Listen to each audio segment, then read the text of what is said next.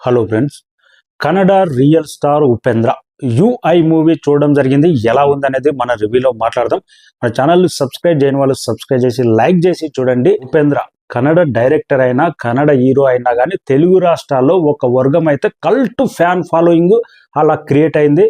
గతంలో వచ్చిన 20 సంవత్సరాల క్రితం వచ్చిన సినిమాలు ఉపేంద్ర కానీ, ఏ మూవీ కానీ, తర్వాత రక్త కన్నీర్ కానీ, ఉష్ అనే సినిమా కానీ, కొన్ని సినిమాలు అడల్ట్ కంటెంట్ తోటి యూత్ని అయితే బాగా ఆకర్షించి ఈ సమాజానికి చాలా డిఫరెంట్ కంటెంట్ ఇది అనేటట్టు యూత్ను బాగా ఆకట్టుకొని ఒక వర్గం అయితే కల్ట్ ఫ్యాన్ బేస్గా కన్నడతో పాటు 2 తెలుగు రాష్ట్రాల్లో అలాంటి ఫ్యాన్ బేస్ అయితే క్రియేట్ అయింది.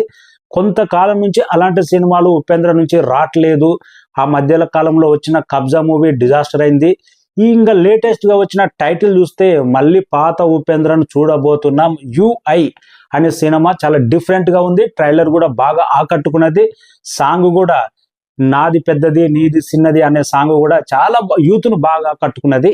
అవన్నీ అంచనాలు క్రియేట్ చేసి పెట్టుకొని థియేటర్కి వెళ్ళి చూస్తే కొంతవరకే ఆకట్టుకున్నది సినిమా. బిగినింగ్లో స్టార్ట్ అవుతుంది థియేటర్లో. మీరు తెలివైన వాళ్ళైతే థియేటర్ నుంచి వెళ్ళిపోండి, తెలివి లేని వాళ్ళు దద్దమ్మడైతే సినిమా చూడండి. అన్ని కాన్సెప్ట్ చాలా డిఫరెంట్గా ఉంది. థియేటర్లో రిపీటెడ్గా కొన్ని సీన్స్ అయితే మళ్ళీ పాత ఉపేంద్ర ఉపేంద్ర సినిమా ఆ స్టైల్లో ఉండబోతుందని ఎక్స్పెక్ట్ చేశా. కానీ scene by scene Upendra direction ఏంటి ఇంత స్క్రీన్ పే ఇంత డల్లుగా ఉంది అనిపించింది. మొదటి ఒక 10 నిమిషాల తర్వాత హాఫ్ అన్ అవర్ దాదాపు 40 మినిట్స్ వరకు ఉపేంద్ర క్యారెక్టర్ ఉండదు. ఇంకా సీన్ బై సీన్ సంబంధం లేకుండా ఒక సీన్ బై ఒక సీన్ వస్తూనే ఉంటుంది. సెకండ్ హాఫ్ వరకు చాలా కొన్ని సీన్స్ అయితే బోరు కొడతాయి. ఇంకా సాయి కుమార్ తమ్ముడు క్యారెక్టర్ కూడా అంత గొప్పగా ఏం లేదు. ఇంకా సినిమా స్టోరీ పాయింట్ చూసుకుంటే ఈ సమాజాన్ని నేను ఎందుకు బతకాలి, నా కోసమే నేను బ్రతకాలి, ఈ సమాజాన్ని ఎలాగైనా పీడించాలి అనేది ఉపేంద్ర క్యారెక్టర్. ఇంకొకటి బ్రదర్ క్యారెక్టర్, 2 ఉంటాయి. తనే విలన్, తనే హీరో.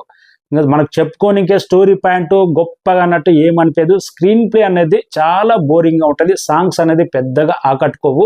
కొన్ని సీన్స్ అయితే కల్కి క్యారెక్టర్ లాగా కొంతవరకు ఆకట్టుకుంటుంది. మనకు ఏదో పాత సినిమాలో చూసిన కల్ట్ ఫ్యాన్ బేస్ అని చెప్పాను కదా, అలాంటి సీన్స్ కానీ, అలాంటి మేనరిజం కానీ, అలాంటి ఈ సొసైటీకి చాలా డిఫరెంట్ వేలో కథ నడుస్తుందేమనుకుంటే ఏమీ నడవదు. కొంత సీన్స్ ఒక వర్గం లాగా ఉంటుంది.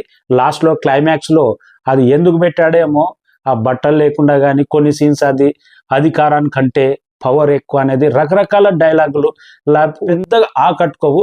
క్లైమాక్స్ కూడా చాలా వీక్గా ఉంటుంది.